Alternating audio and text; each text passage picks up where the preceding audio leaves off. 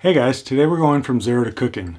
I'm going to show you how to make a avocado lime cilantro sauce that goes great on tacos, burritos, or even just chips for a snack. If you like what you see, like, subscribe, and share, and I hope you enjoy.